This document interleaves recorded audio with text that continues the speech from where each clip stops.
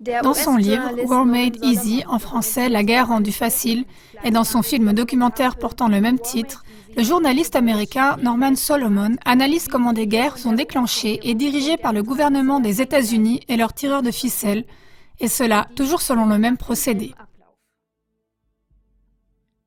Premièrement, un pays émergent, géographiquement et politiquement important, est déclaré pays cible. Deuxièmement, au travers des médias et des politiques synchronisées, le pays cible est diffamé et diabolisé comme représentant un danger imprévisible pour l'humanité. Troisièmement, après avoir mis la population mondiale en émoi et l'avoir préparée à une guerre contre le pays cible, on justifie l'entrée en guerre au moyen d'un mensonge ou bien d'une opération sous faux pavillon. Quatrièmement, un jour, l'opinion publique apprend quand même que l'opération militaire était basée sur un mensonge. Alors, pour la première fois, viennent des critiques de la part des médias également. Mais pour les milliers de morts, c'est déjà trop tard, explique Norman Solomon. C'est exactement selon ce procédé que se sont passées la guerre en Irak en 2003 et l'intervention militaire en Libye en 2011, pour ne citer que deux exemples. Les chefs d'État de la Libye et de l'Irak, Muammar Kadhafi et Saddam Hussein, ont été systématiquement diffamés et diabolisés comme étant des dangers imprévisibles afin qu'une entrée en guerre puisse être justifiée. Et cela est arrivé au moyen de campagnes médiatiques constantes et ciblées. Il semblerait maintenant que depuis quelque temps, un autre chef d'État subisse le même sort, ce qui signifierait qu'une autre guerre est en marche et que la population doit être durablement mise en émoi.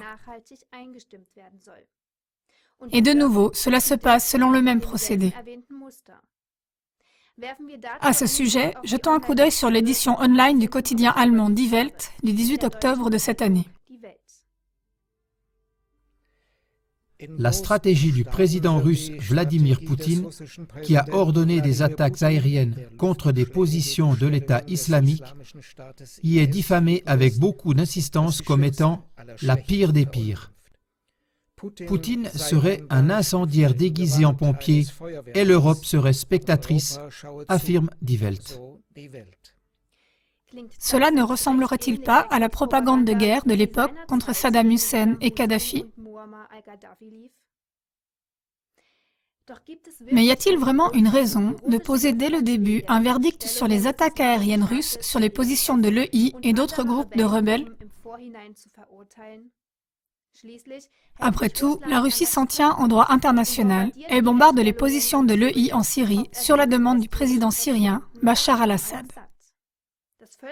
Le droit international permet l'utilisation de la violence sur le territoire d'un État étranger sous trois conditions.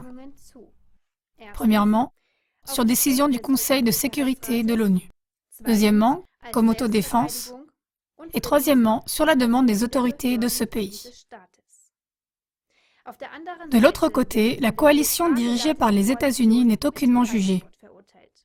Celle-ci entreprend des attaques aériennes contre des positions de l'EI en Syrie depuis plus d'un an, et cela à l'encontre du droit international, c'est-à-dire sans décision du Conseil de sécurité de l'ONU et sans concertation avec les autorités syriennes. L'intervention de la Russie contre la milice terroriste brutale EI ne peut pas étonner pour autant, puisque la coalition anti-EI dirigée par les USA n'a pas remporté le moindre succès. Klagemauer TV a parlé de cela dans les émissions du 8 septembre et du 3 octobre de cette année. Mais continuons à regarder ce qu'on a encore pu lire dans Die Welt. Die Welt prétend en outre, pronostiquant sans attendre d'abord le résultat, que l'intervention de la Russie n'atténuera pas la crise des réfugiés syriens et que le nombre des victimes parmi la population civile s'accroîtra et ne diminuera pas. Mais sur quoi s'appuie cette affirmation? Le 30 septembre, le ministère de la Défense russe a émis un point de vue totalement différent. Les troupes d'intervention russes ont des avantages décisifs en ce qui concerne la précision de tir, et par conséquent la sécurité pour la population civile. Toutes les attaques aériennes contre les positions de l'EI en Syrie sont lancées après concertation sur le trafic aérien et après une précision des données par l'état-major de l'armée syrienne. Car contrairement aux interventions américaines, il y a, pour les interventions russes, une collaboration étroite avec l'armée syrienne.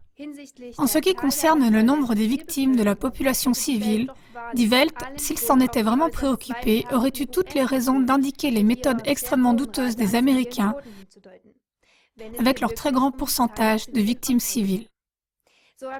Ainsi, par exemple, on peut voir dans une étude de 2014 de l'Organisation des droits de l'homme britannique Reprieve que depuis 2004, dans leur guerre de drones soi-disant contre des chefs terroristes, les États-Unis ont tué 1147 civils, dont beaucoup de femmes et d'enfants. Les civils représenteraient bien 96% des personnes tuées par des drones américains. Ce point ne serait-il pas un exemple où on pourrait différencier le journalisme objectif et scrupuleux de la propagande de guerre virulente? Die Welt continue dans son article publié le 18 octobre avec son même style virulent qui déforme l'information. Le message aux Européens est clair, je cite, « Les Européens doivent se rendre compte de l'intention de Poutine avant qu'il ne soit trop tard. Car Poutine suivrait une stratégie d'agression dont le but principal serait un affaiblissement de l'Europe. » Tout comme on fait endosser à la Russie les victimes civiles que les forces armées américaines ont causées en grand nombre, on l'accuse d'une stratégie prétendument agressive. Mais cette stratégie reflète exactement, comme on peut le prouver, la stratégie des impérialistes américains. Affaiblir l'Europe en faveur de la prédominance des USA. Nous avons déjà parlé de ce sujet dans notre documentaire « La guerre par instrumentalisation ». Pour finir, on pourrait vouloir retracer l'origine de cet article de propagande de guerre tellement manifeste. L'article, qui a été traduit en allemand, est de la plume de Bernard-Henri Lévy, journaliste français, essayiste et cofondateur de la Nouvelle Philosophie. Le Süddeutsche Zeitung du 9 novembre 2011 apporte la lumière sur les mobiles et les motivations de Lévy. Dans son livre « La guerre sans l'aimer », publié en novembre 2011, Lévy décrit le rôle de la France dans la guerre en Libye. Lévy a écrit comment la France a abondamment approvisionné en armes les rebelles libyens et comment elle a même engagé, contrairement à la version officielle, des forces armées spéciales en Libye. Le Süddeutsche Zeitung l'a commenté comme suit. En coulisses, Lévy faisait du travail de lobby sous le président français d'alors Nicolas Sarkozy en faveur de l'intervention dans la guerre. En Libye, le philosophe serait devenu le commandant en chef, le porte-parole de la révolte qui a poussé l'Occident en guerre contre Kadhafi. Une autre trace derrière cet article du quotidien Die Welt fait référence au Project Syndicate qui possède le copyright de l'article. Selon ses propres indications, le Project Syndicate serait une organisation à but non lucratif dont le siège est à Prague et où plus de 500 journaux et magazines de 150 pays sont fusionnés avec un tirage total de presque 70 millions d'exemplaires. Comme nous le voyons sur l'image, plus de 300 millions de personnes seraient ainsi atteintes par ces publications. Selon ses propres indications, l'organisation serait financée par les contributions de ses membres dans les pays industrialisés et par des dons provenant de fondations privées, dont le Open Society Institute de George Soros, qui est un multimilliardaire américain.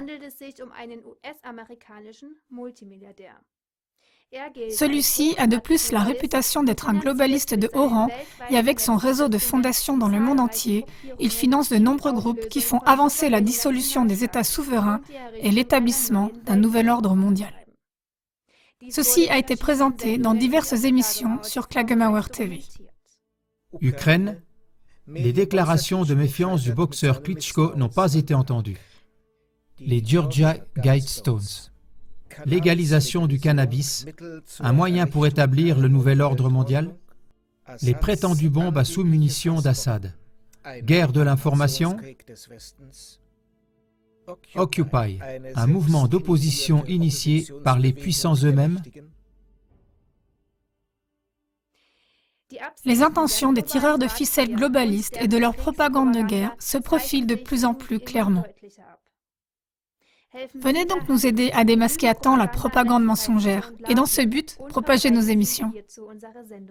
Merci beaucoup.